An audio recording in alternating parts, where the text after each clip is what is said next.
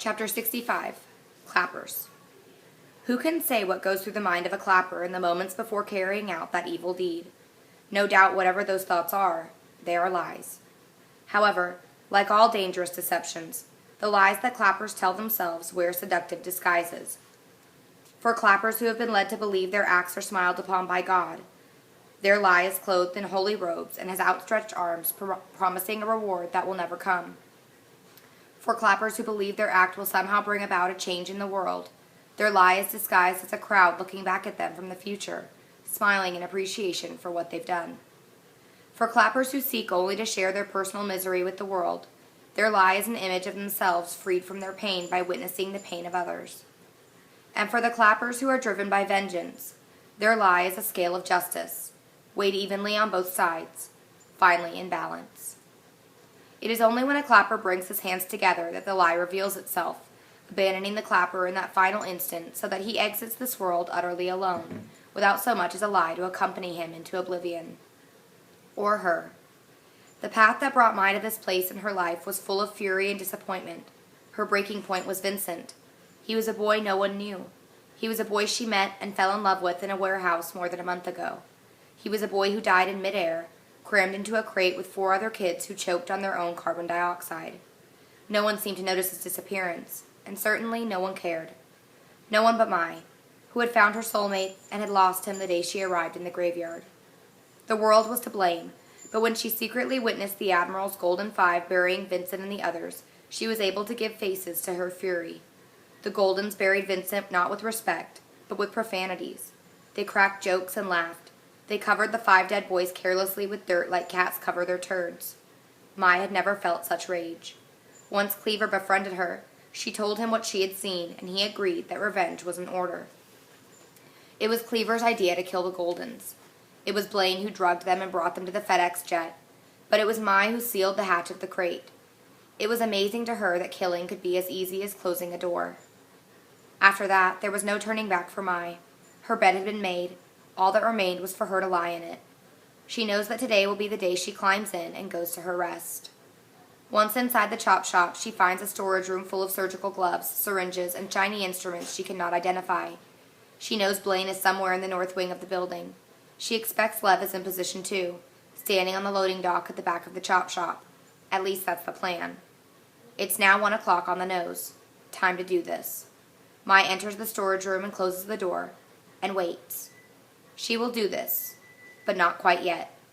Let one of the others go. She refuses to go first. Blaine waits in a deserted hallway on the 2nd floor. This area of the chop shop doesn't appear to be in use. He has decided not to use his detonators. Detonators are for wimps. For a hardcore clapper, a single powerful clap is enough to bring it on, even without detonators. And Blaine wants to believe he's hardcore, like his brother was. He stands at the end of the hallway, legs spread shoulder width, bouncing on the balls of his feet like a tennis player awaiting a serve. His hands are held apart, but he waits. He's hardcore, yes, but he's not going first. Lev had convinced the psychologist that he's suitably relaxed. It's the best acting performance of his life because his heart is racing and there's so much adrenaline floating in his blood, he's afraid he'll spontaneously combust. Why don't you go back to the tithing house, the doctor suggests. Spend some time getting to know the other kids. Make an effort, Lev. You'll be glad you did. Yes, I'll do that. Thank you. I feel better now. Good. The counselor motions to the pastors and everyone rises. It's 1:04. Lev wants to race out the door, but he knows that will just get him another therapy session. He leaves the office with the pastors who babble on about his place in the scheme of things and the joys of tithing. It's only as Lev gets outside that he becomes aware of the commotion. Kids are all running from their activities and into the commons between the dormitories and the chop shop. Have Blaine and Mai gone off already? He didn't hear any explosions. No, this is something else. It's the Akron AWOL, he hears one of the kids shout. He's being unwound. That's when Lev spots Connor. He's halfway down the red carpet, marching with 2 guards right behind him. Kids have gathered in the grassy commons, but they keep their distance as more kids arrive. They're spilling out of dormitories, the dining hall, everywhere. The band has stopped in the middle of its tune. The keyboardist, a girl, wails at the sight of Connor on the red stone path. Connor looks up at her, halts for a second, and blows her a kiss before continuing on. Lev can hear her crying.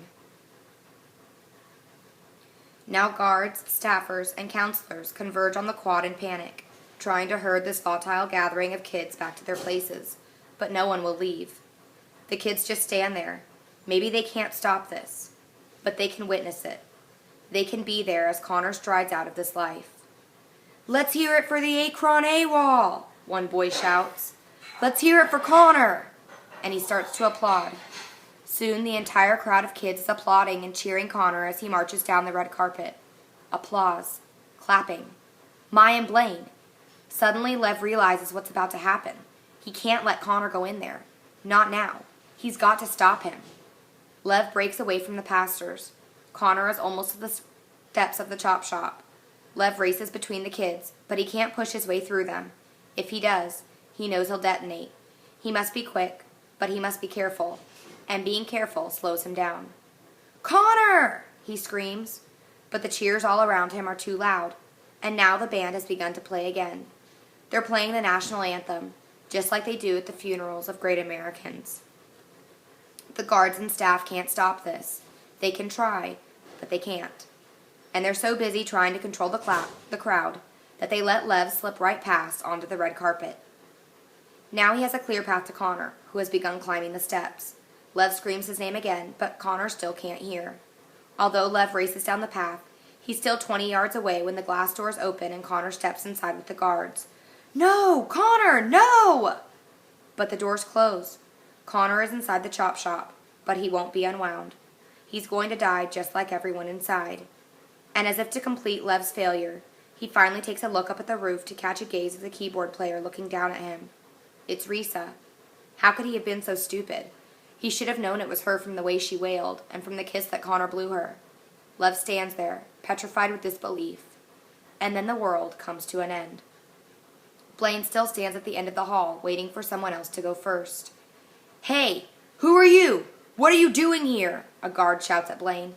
"Stay back," Blaine says. "Stay back or else." The guard pulls out his tranq pistol and speaks into the radio.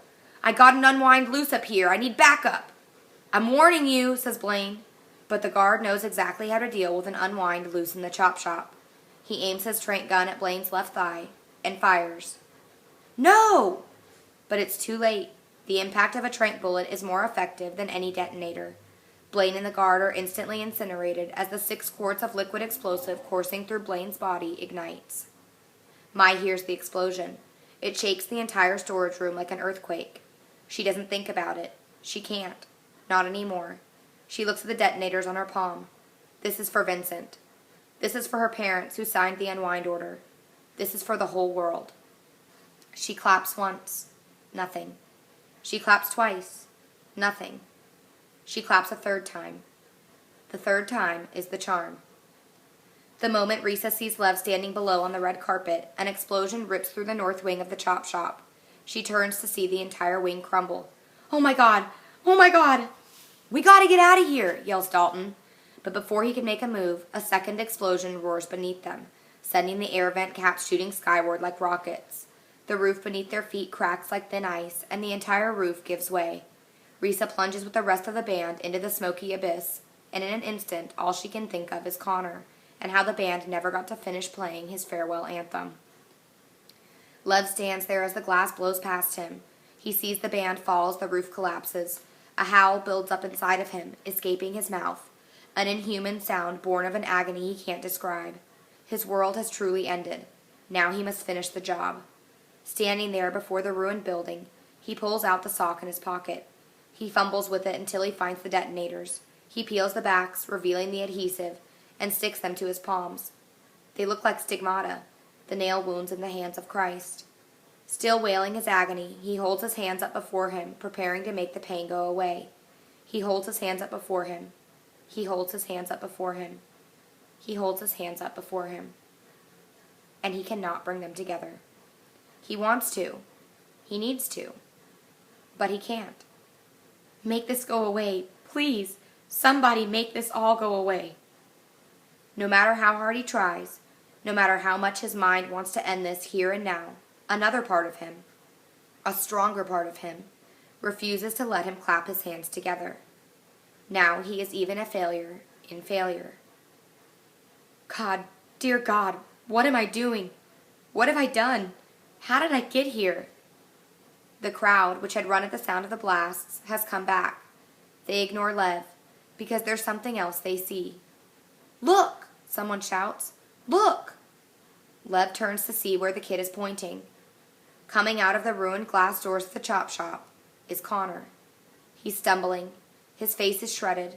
Bloody mess. He's lost an eye. His right arm is crushed and mangled. But he's alive. Connor blew up the chop shop, someone yells. He blew it up and saved us all. And then a guard bursts onto the scene.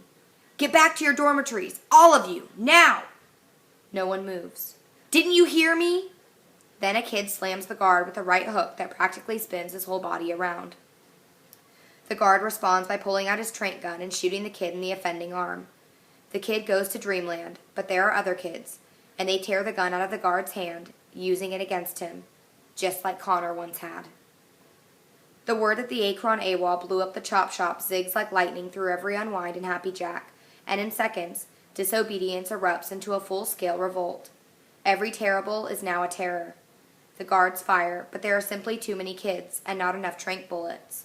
For every kid that goes down, there's another kid that doesn't. The guards are quickly overwhelmed, and once they are, the mob starts storming the front gate. Connor has no understanding of this event. All he knows is that he was led into the building, then something happened. And now he's not in the building anymore. His face is wrong. It hurts. It hurts bad. He can't move his arm. The ground feels strange beneath his feet.